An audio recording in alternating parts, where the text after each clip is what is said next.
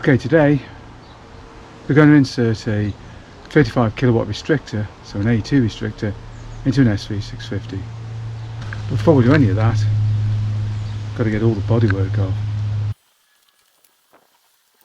While I'm getting the bodywork off, don't forget to like and subscribe for more content.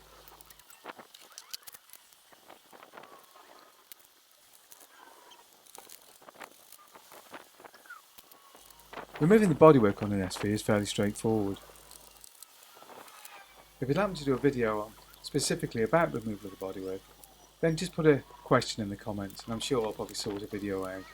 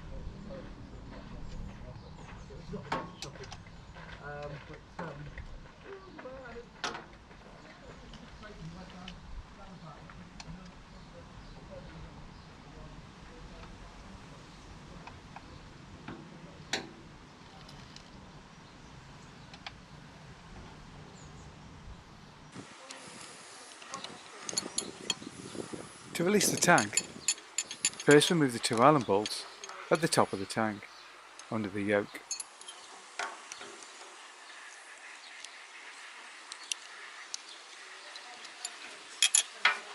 The tank can then be levered up, rather like a car bonnet, or hood if you're American.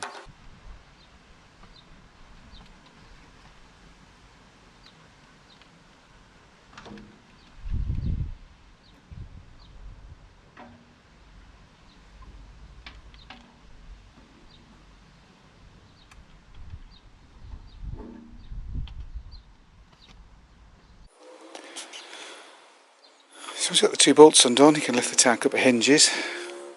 You can see the airbox underneath, and there's cylinders. Now it's not really going to give us enough access, so we're going to have to probably remove the tank completely, because I don't think we've actually got enough give in the cables here.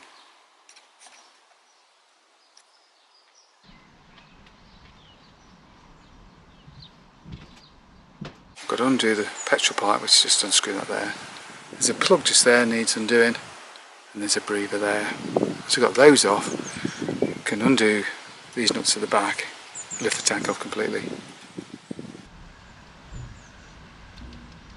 Under the tank you find the main fuel line, a breather line and a 2-pin block connector. That's about it. After all, this is not a fuel injected by, so under the tank it's all pretty simple. So what I do now is undo these two bolts here, and this is the hinge mechanism, which you can see just in there for the tank.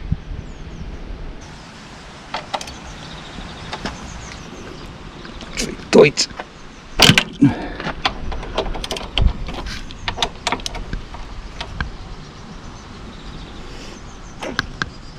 Come on. There we go. Let's show it is.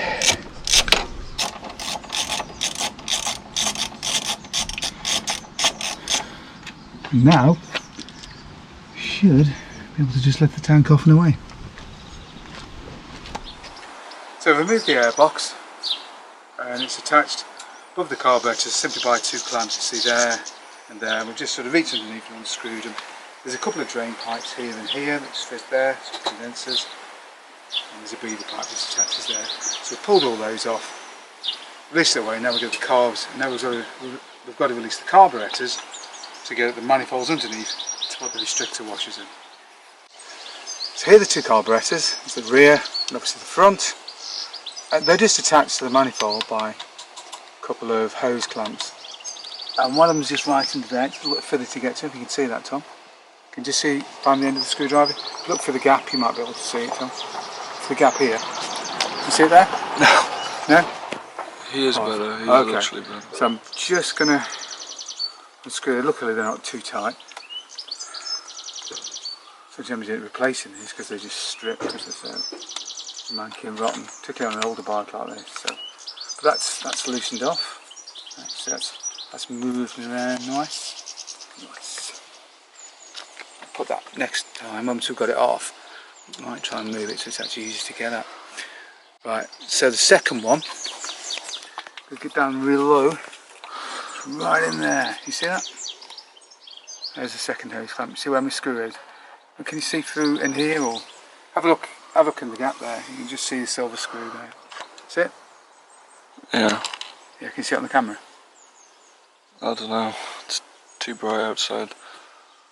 Yeah. Right, so screw right in there, and it's just a hose clamp, and we're just going to undo that so we can get the two carburetors lifted. Okay, so what we're going to do now is wriggle them. Hopefully they should pull loose, he says. There we go, there's one. There's one loose as well.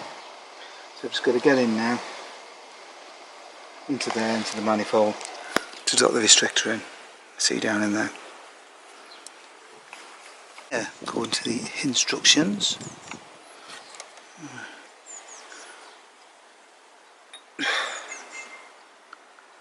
It's pretty tight. It's tight, Thomas. I wonder if we can use this to push it down.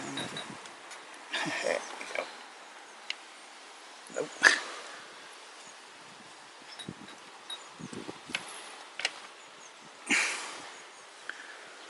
So I've got it down most of the way. We'll use the carburetor now just to jam it in a bit further, just shove it in. Just wiggle it down. The carburetor is now sitting properly. So if I hold that open, you open the throttle, Tom, you can see the miserable little hole that you've got left. That's depressing, isn't it? Depressing. And at the throttle. And you can see we've now got that one in. Bit of a fiddle, but I managed to get it in first time, which is amazing, to be honest. There you go. And the carbs are both down now, so we've just got to tighten them up.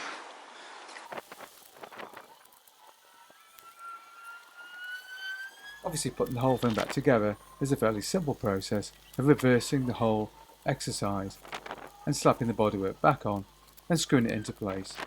It's fixed in by lots and lots of small Allen screws, so it's actually quite an easy job to remove and replace.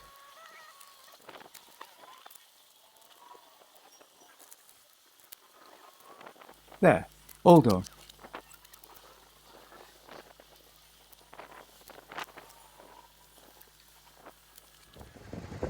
Hope you enjoyed that video and found it useful. If you did, don't forget to like and subscribe, and of course, thank you very much for watching.